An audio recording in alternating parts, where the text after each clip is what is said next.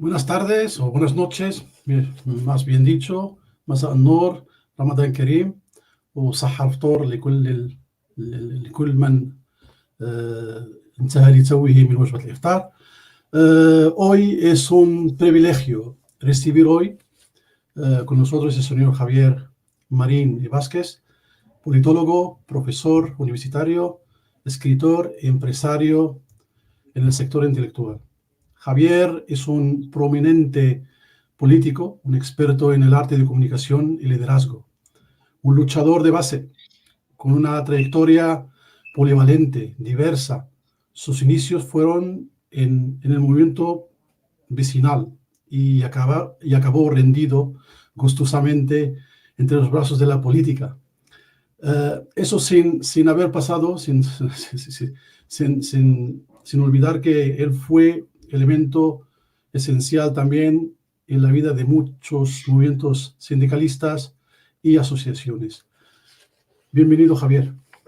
¿Qué tal? Buenas noches. Muchas gracias por la invitación. Muchas gracias a usted por asistir y darnos este lujazo, esa exclusiva entrevista para el medio Jorra Press. Bueno, a ver, hoy está Javier con nosotros para hablar del nuevo proyecto. Es un proyecto y un nuevo partido político en España.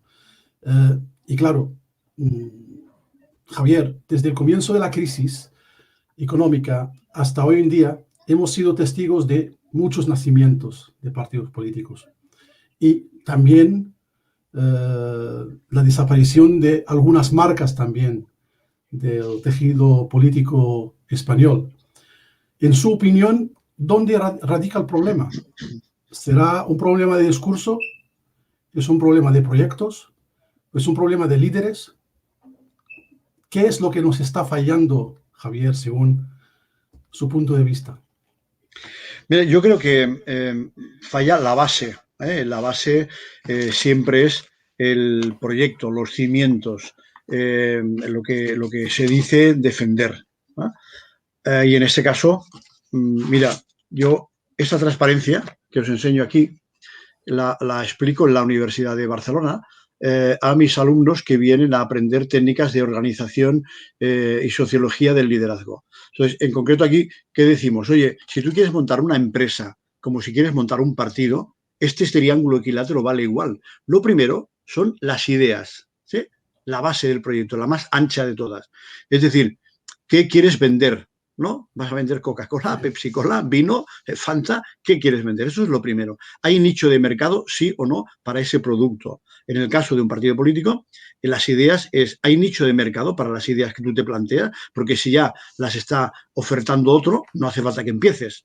Lo lógico sería que te sumaras al proyecto que ya estuviera defendiendo esas ideas.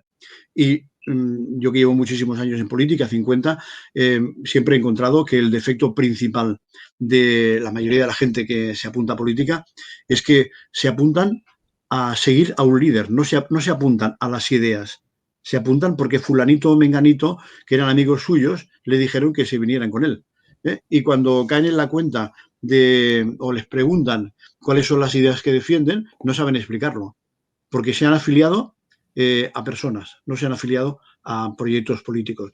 Con lo cual, cuando falla el líder que les afilió, se les cae toda la estructura. Y en la política española hay una ventana continua, una corriente de aire continua que quema a la militancia. Por darte dos datos que certifican lo que digo. El PSOE en 2010, cuando estaba Zapatero, había 350.000 militantes. En esos momentos no llegan a 90.000. El PSC, que es la parte catalana del PSOE, en el 2010 éramos 22.250 militantes. Ahora no llegan a 9.000. Es decir, hay teóricamente más nivel político, más nivel cultural, pero una gran desafección política. Y me preguntabas entonces, ¿por qué? Una, porque los proyectos no están bien consolidados, las raíces, los cimientos del edificio se han construido sobre una base de paja. Y segundo, por la falta de credibilidad de los liderazgos. Es decir, yo me he inventado una frase que tiene un poco de gancho, y es que la política española se ha convertido en un horno crematorio de líderes. Si os dais cuenta, o los que sigan la política española y la catalana en concreto, Cataluña 2021, todos los cabezas de lista que se han presentado a las elecciones autonómicas son nuevos. Es decir, ni Puigdemont, ni Junqueras, ni Iceta, todos estos se han quemado en solo 3 años. A nivel estatal, lo mismo. Ciudadanos, era un partido montado en torno a Rivera. Se cae Rivera y se cae todo el partido de Ciudadanos. ¿Por qué? Porque no hay una base ideológica detrás. ¿Sí?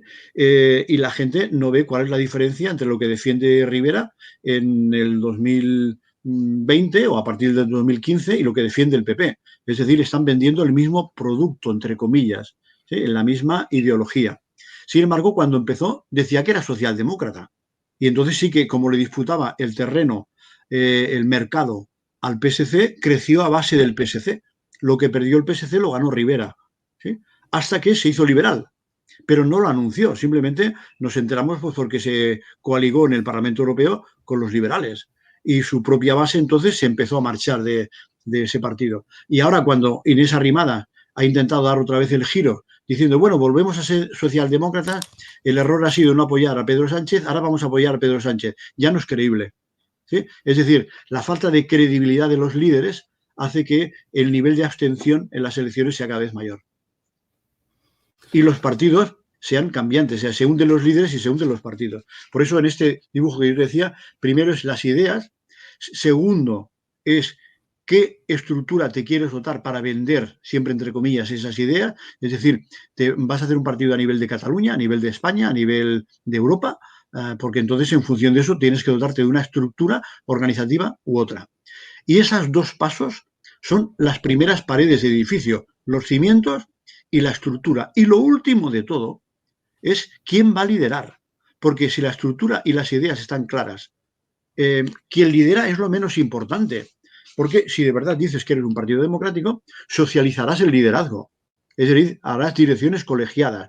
Yo siempre traigo a colación por la cantidad de años que llevo en política, pues cuando nosotros empezábamos, los movimientos revolucionarios latinoamericanos eran un referente, ¿no? Y allí, ¿qué decían respecto al liderazgo?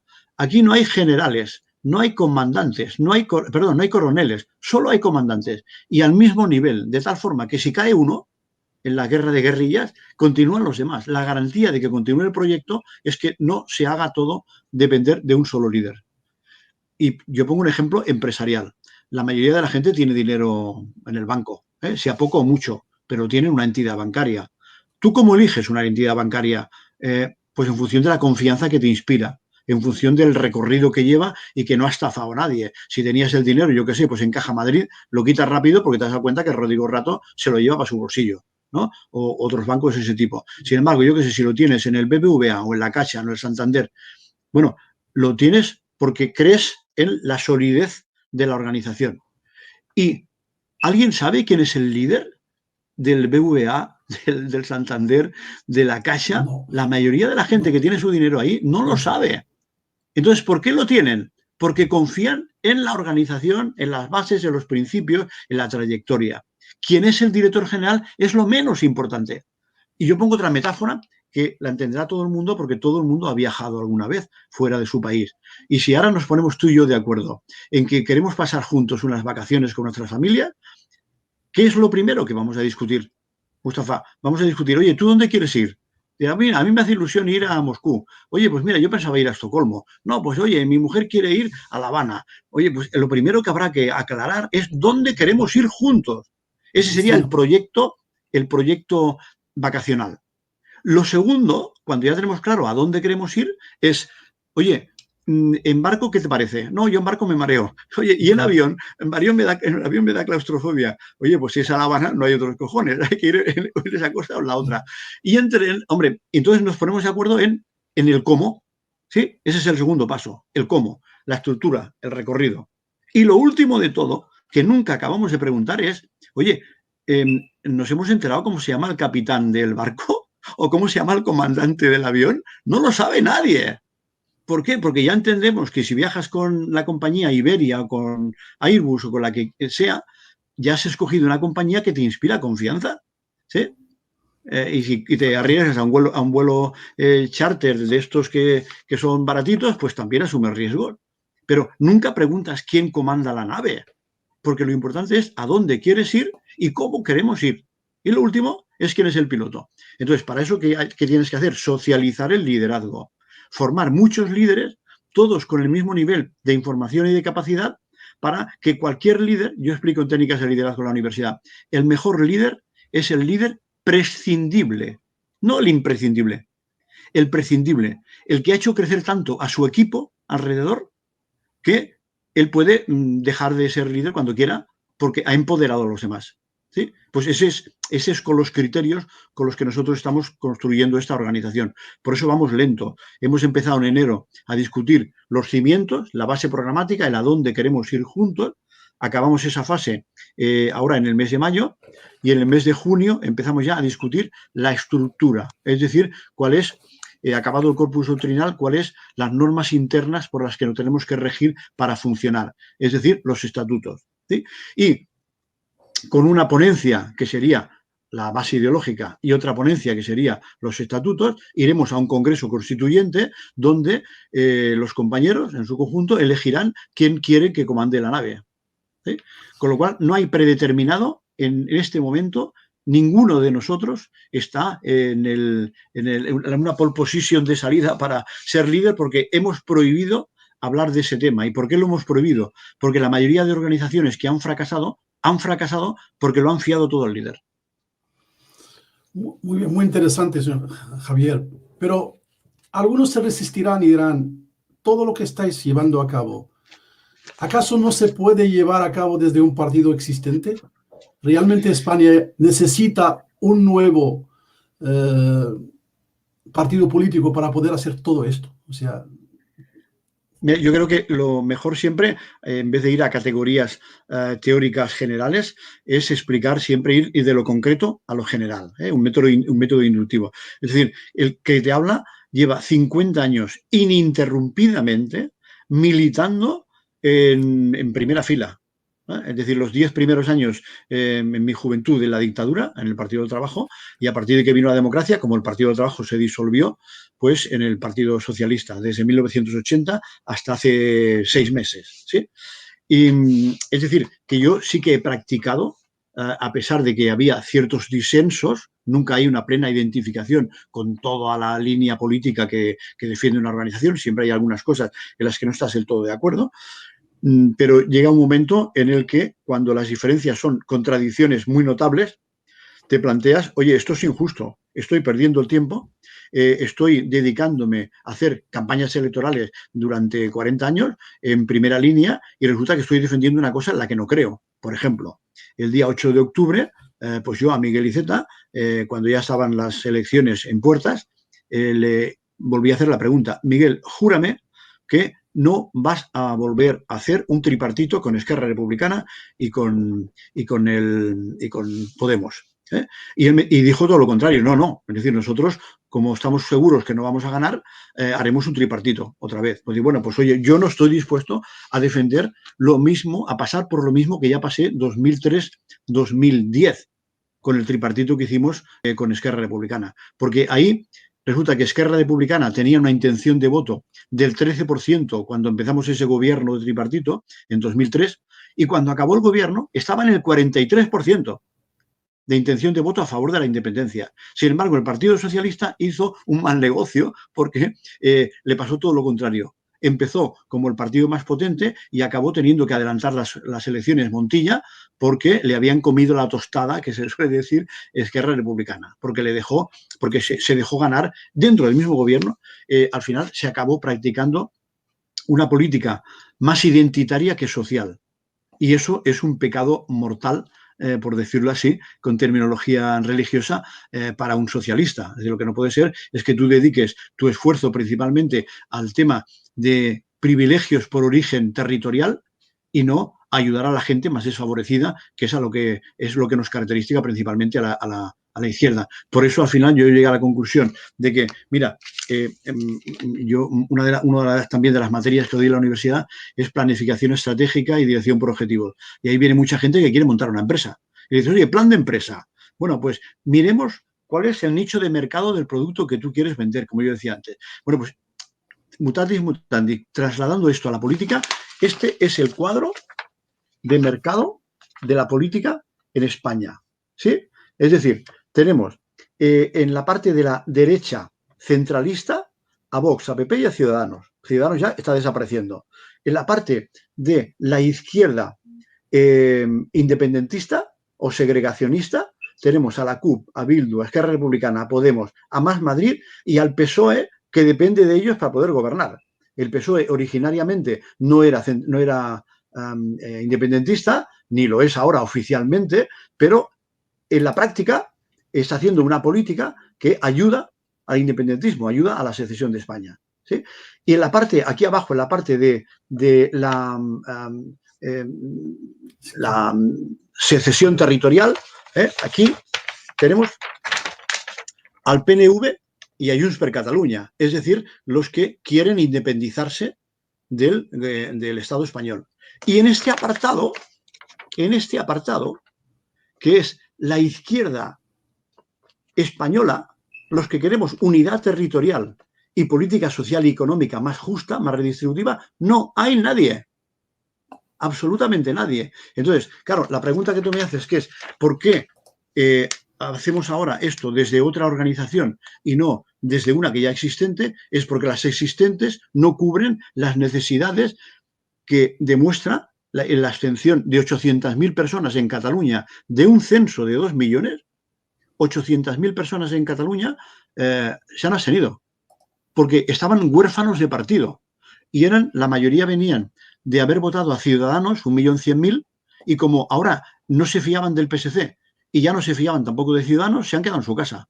Y eran gente que sí que salieron en 2017, movilizados por la gente que estamos en el Partido Socialista y en Sociedad Civil Catalana, salieron a la calle a manifestar: no queremos que se rompa España, no queremos la segregación del país, porque eso implica menos bienestar para los trabajadores. Con lo cual, lo hacemos a nuestro pesar. Creamos una organización porque creemos que somos necesarios para hacer una oferta electoral y política en un sitio donde no actúa absolutamente nadie.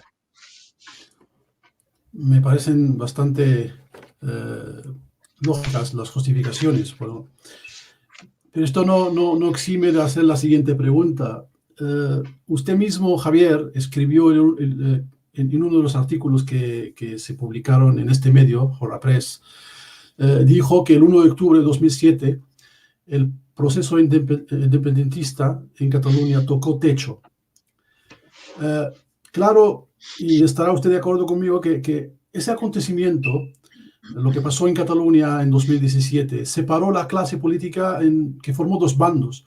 Escuchamos de que hay constitucionalistas y luego el bando independentista, ¿no? Aire, la alternativa de izquierdas, izquierda republicana española, quieren hacer como un partido de izquierdas, pero republicano. ¿Hasta qué punto se puede defender de que ese partido también no sea tachado de anticonstitucionalista, dado que él viene a dar o a pegar con el palo en la monarquía directamente? O sea, ¿hasta qué punto eso es? Mira, la diferencia fundamental está en respetar el Estado social y democrático de derecho, es decir, las normas que todos nos hemos dado, es decir, la Constitución, que es la norma que está en el rango de la cúspide piramidal de las leyes, y la propia Constitución tiene un mecanismo de reforma. Es decir, la Constitución permite reformarla y discutir sobre el modelo de Estado y discutir sobre cualquier tipo de cosa. La Constitución, como se sabe, para reformarla hace falta 3/5 partes, es decir, tiene que estar de acuerdo pues la mayoría de los 350 diputados o cuanto menos 200 y muchos diputados en la Cámara. Eso quiere decir que tiene que haber un consenso seguro entre derecha e izquierda para cambiar esto. ¿Por qué nosotros planteamos el tema republicano? Porque nosotros, al ser de izquierdas, estamos inspirados en la trilogía de la Revolución Francesa, los 3 valores máximos de la Revolución Francesa, que son libertad, igualdad, fraternidad.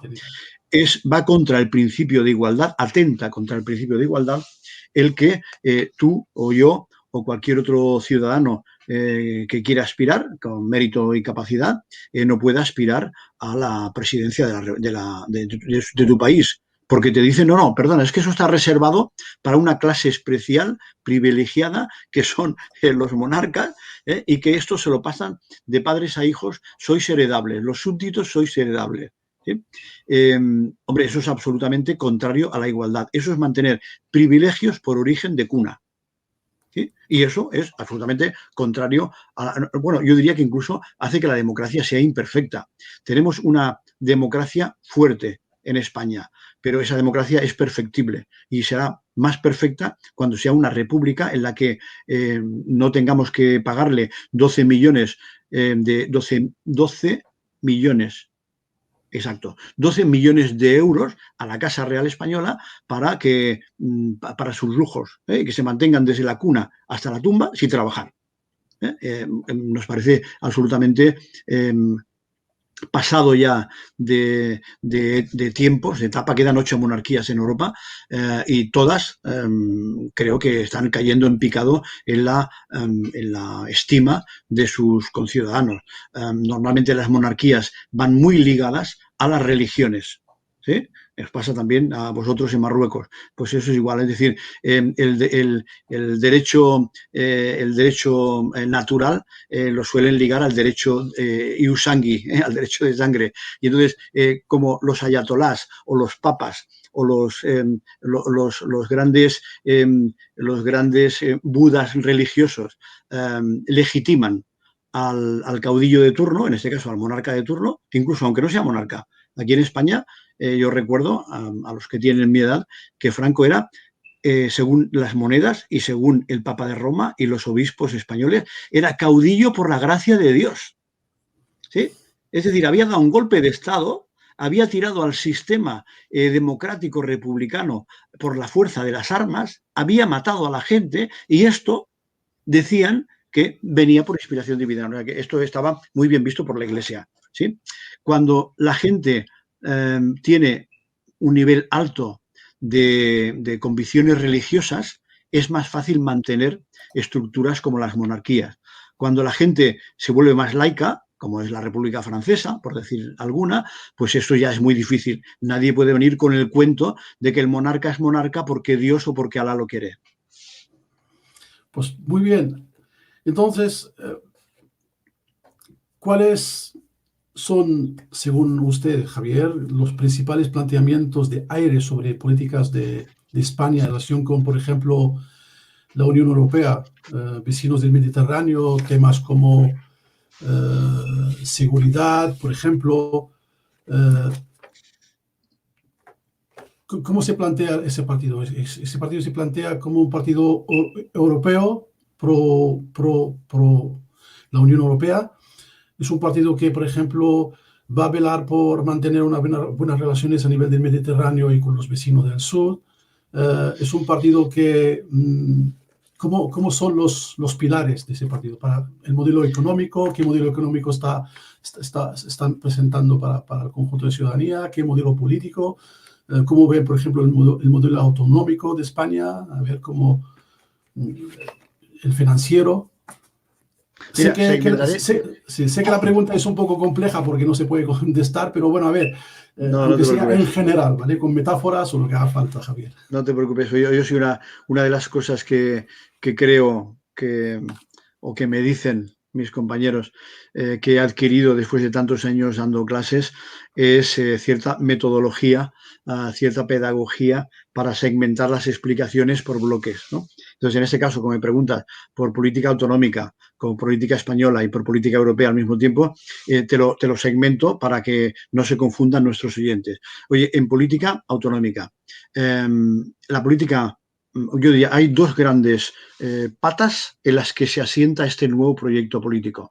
Una pata es la democracia política y la democracia económica. Es decir, aumentar las políticas que amplían derechos y libertades, ¿sí? Y por otro lado, hacer una política económica que ayude a la reducción de la pobreza, en este caso en España y después en Europa o en el conjunto del mundo. Es decir, que reduzca las desigualdades económicas y sociales.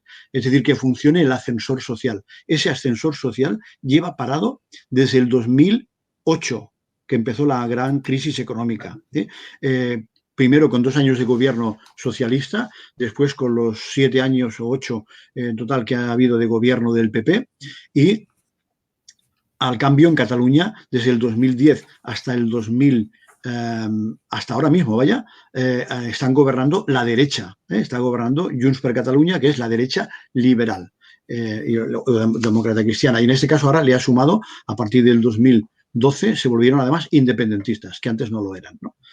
Es decir, nosotros queremos hacer primero ser un político con una amplia sensibilidad social para hacer redistribución económica, para hacer justicia social, para que ese principio que decíamos de igualdad y fraternidad se pueda aplicar, y a nivel de derechos políticos, pues ampliar las libertades políticas lo máximo posible. En estos momentos hay algunas cosas que chirrían muchísimo, fruto de las leyes que ha ido haciendo el PP y de las que empezó haciendo el PSOE. Por ejemplo, políticas respecto a derechos laborales, hay políticas muy restrictivas, o políticas respecto a las libertades políticas, propiamente dicho, al derecho de reunión, al derecho de manifestación, a la capacidad que se pone en cuestión de contestar a la autoridad, en este caso política. Eso creemos que hay que ampliarlo. Y después hay otra, esa sería una pata, derechos sociales y económicos. Y la otra gran pata, que es la que nos diferencia de todos los demás, porque mira, en esa pata primera que te acabo de comentar, podríamos decir, hombre, pues mira, si nos leemos el programa económico de Podemos o de Más Madrid, pues hay muchísimas similitudes.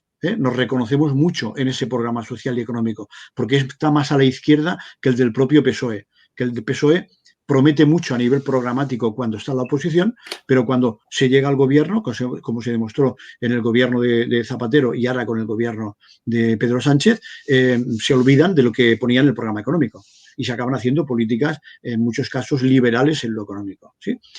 Es decir, en ese apartado nos identificaríamos más con Podemos y con Más Madrid. Pero, sin embargo, hay una cosa que nos diferencia radicalmente de ellos, y es que ellos quieren acabar con la unidad territorial de España.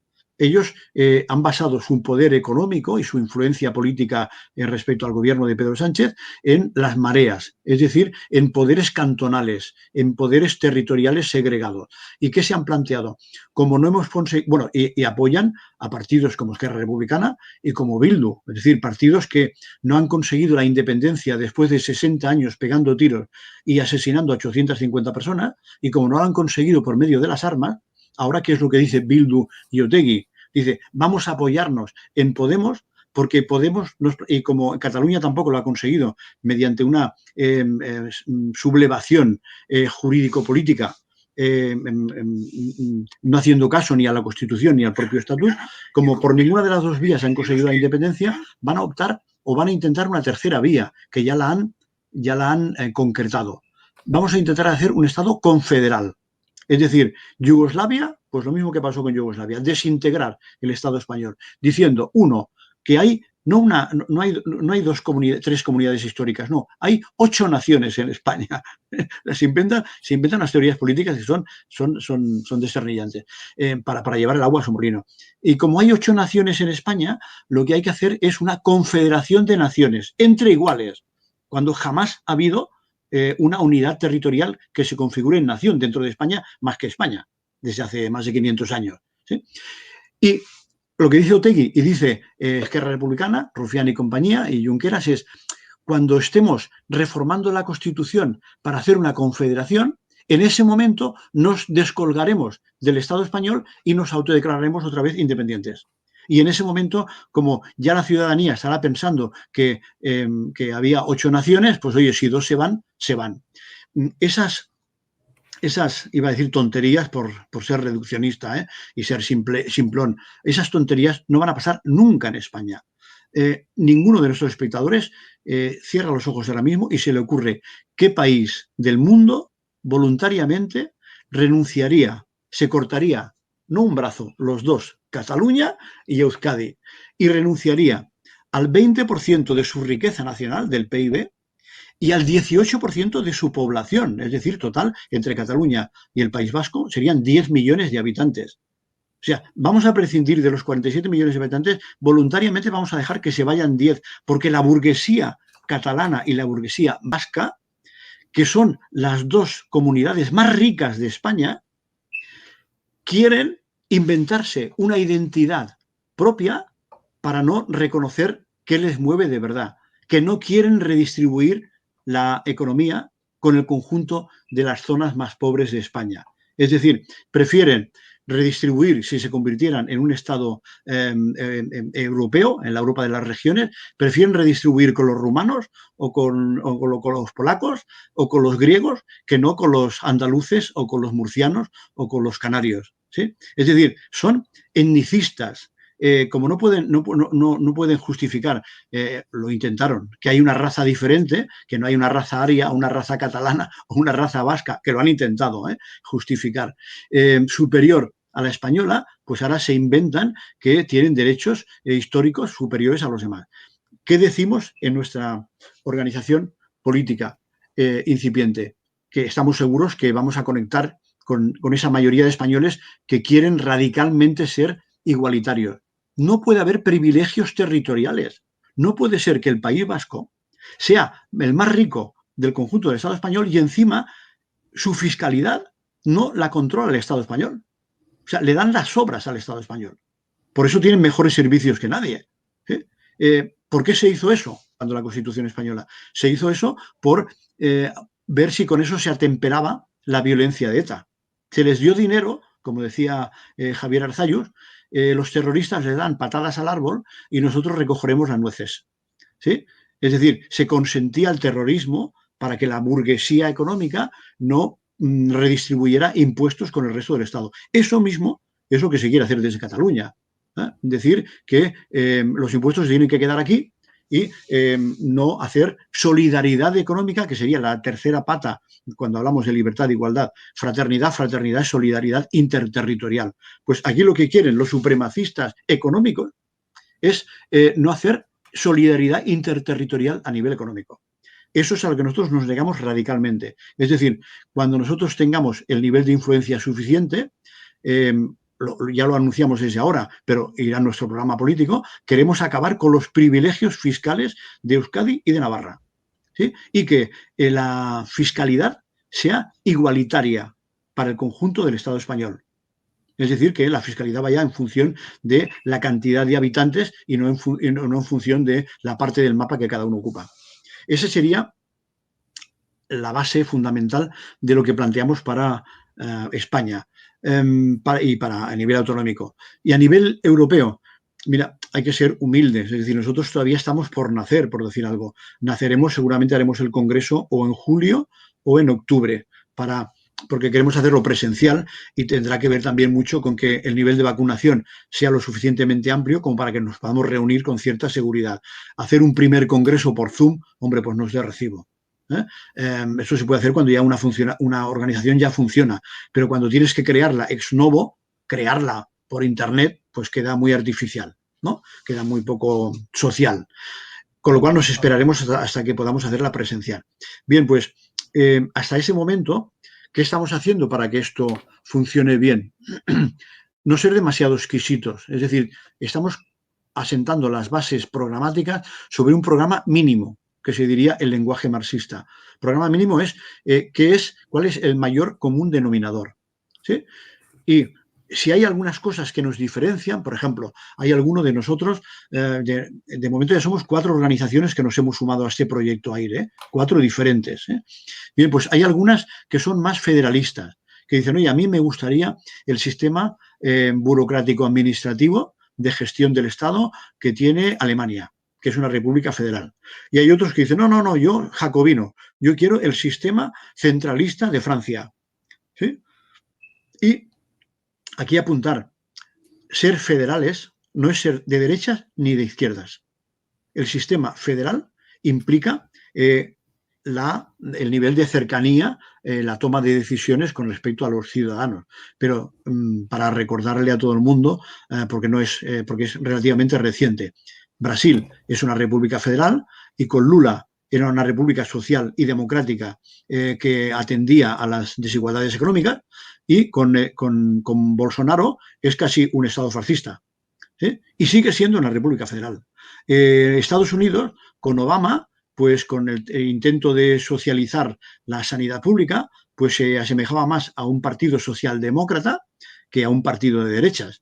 Sin embargo, vino Trump, hizo radicalmente lo contrario y seguía siendo un Estado federal. O en Alemania, cuando estaba Schröder, el SPD era un partido socialista, y después viene Merkel y es un partido de derechas, demócrata cristiana, y sigue siendo un Estado federal. Es decir, ser federales, o lo que delimita ser de izquierdas o de derechas, es a qué dedicamos los presupuestos generales del Estado. A la redistribución económica, a ayudar a los más desfavorecidos o a los más ricos. Y pongo un ejemplo concreto de España, que lo ponía en el artículo del otro día. Estuve haciendo investigaciones, cogiendo datos, y esos datos no han salido todavía más que en los artículos míos. En España, 2008, cuando empieza la crisis económica y gobierna el Partido Socialista, había 3 millones de personas en la pobreza extrema. 3 millones de españoles. En 2020 hay 4 millones. Después de los 2 años de gobierno del PSOE, los 7 años de gobierno del PP y ahora los 2 años del gobierno del PSOE. Es decir, no estamos reduciendo la pobreza, no estamos ayudando a los más desfavorecidos, que es lo que dicen los programas políticos cuando se escriben desde la izquierda. Sin embargo, dice, bueno, es que tenemos menos dinero en España. No, mentira, porque en 2008 había 127.000 millonarios y en estos momentos hay 937.000 millonarios. Es decir, que el dinero ha cambiado de manos. Hay más pobres porque hay más ricos, ¿sí? Pero los ricos son muy poquitos, no llegan al 1% de la población, y los pobres cada vez son más. Y en estos momentos estamos en 4 millones de parados, que tiene mucho que ver con la pobreza extrema. Es decir, tengamos en cuenta que muchos de los parados, ahora ya eso no había pasado nunca en España, pero yo que me he dedicado a las políticas públicas, con el máster de Vicens Navarro, y estudiamos mucho políticas comparadas y estado del bienestar, hay una relación directa proporcional ahora entre trabajos precarios, trabajos que no tienen seguridad laboral, trabajos muy mal pagados y pobres. Es decir, hay muchos trabajadores pobres. Imaginaros cómo están los 4 millones que ya ni trabajan. Muy pobres, ¿sí? Bueno, pues por recordar algo reciente. Está recientísimo, hace un mes, la campaña electoral de las elecciones autonómicas catalanas. Fue ayer la campaña electoral de las elecciones en Madrid. Ninguno de nuestros oyentes, si cierra los ojos ahora mismo, recuerda una sola propuesta económica para ayudar a los más desfavorecidos, ni de la derecha ni de la izquierda. Recuerda los insultos. Recuerda, no gobernaré con Podemos, y a los 3 días, Pablo, nos quedan 12 días para ganar las elecciones. Es decir, lo mismo que hizo Pedro Sánchez. El mes de noviembre, diciendo, votadme porque yo no haré nunca un gobierno con los independentistas ni con Podemos, y al mes siguiente tiene un gobierno con Podemos y con el apoyo de los independentistas. Con lo cual, eso es lo que está hundiendo la confianza de los ciudadanos españoles en los políticos españoles, porque son absolutamente inconsecuentes entre lo que dicen que van a hacer y lo que acaban haciendo, entre lo que predican y lo que practican, ¿sí? Y respecto a Europa, pues eso que te decía, respecto a Europa, todavía no hemos construido el corpus doctrinal, pero la inmensa mayoría de nosotros, todos nosotros, que somos gente que proviene de distintas sensibilidades de la izquierda, pues sí que te diré que hay algunos que tienen dudas sobre la continuidad o no en la Unión Europea. La mayoría no tenemos dudas respecto a la Unión Europea, pero es una discusión que está por hacer y la resolveremos en el Congreso, y la postura que salga mayoritaria será la que adoptemos, ¿no? Pero alguno de nosotros, en este caso yo hablo a nivel particular, no como aire, sino a nivel mi postura particular, que he estado 40 años en el Partido Socialista, pues mi postura es la postura unionista con respecto a la Unión Europea. Pero ¿qué es lo que quisiéramos? Un paso más, no un paso menos. Hasta ahora la Unión Europea es solamente una unión económica, con terribles injusticias de redistribución. Querríamos una unión política, además. Es decir, hacer los Estados Unidos de Europa. Con lo cual, sería un operador internacional de 500 millones de habitantes que puede competir económicamente, con lo cual puede dar mucho mayor nivel de bienestar a su ciudadanía, cuando pueda hablarle de tú a tú, pues a los grandes bloques que son pues, los Estados Unidos, Rusia y China. ¿Sí? Pues estaría en un nivel de igualdad de condiciones. Cuanto más pequeño es un país, menos posibilidades de discutirle, de negociar económicamente en un mundo globalizado con las grandes potencias. Es decir, el bienestar de los trabajadores de la clase obrera está directamente relacionado con la potencia y la influencia política de su país. Y a mí, que soy español y, como digo ahora, unionista, absolutamente contrario a la división de España, no me importaría nada mañana decir, oye, pues mira, España cede su soberanía a un nuevo país que se llama la Unión de las Repúblicas Federales Europeas. ¿Sí? Un solo país, Europa. Oye, yo encantado de la vida. En estos momentos ya nuestra política económica está delegada en la Unión Europea, la política militar está delegada en la OTAN, es decir, que cada vez tenemos menos competencias respecto a la soberanía nacional y cada vez las competencias son más transferidas a ese gran ente que es la Unión Europea. Yo creo que ese debe ser el camino.